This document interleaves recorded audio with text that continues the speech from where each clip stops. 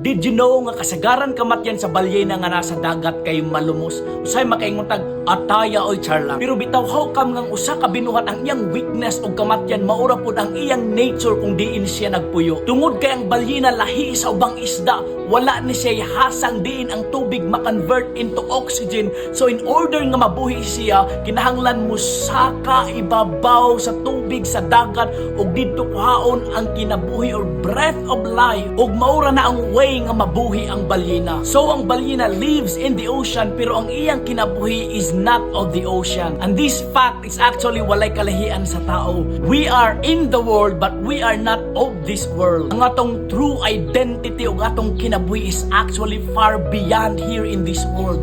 Gikan nay sa Ginoo. O na usahay malumusta sa mga problema, maunlod ta sa kalisod, malumusta sa mga pagsulay, malumusta sa depression, stress ug kabisi sa trabaho, maunlod ta sa stress and malumusta sa kangilad niining kalibutan, not unless mosaka ta paibabaw diin kuhaon nato ang breath of life nga gikan sa Ginoo. Ang Ginoo mo'y tag-iya sa kinabuhi. So we have to maintain this spiritual connection with God. So rise beyond the surface level.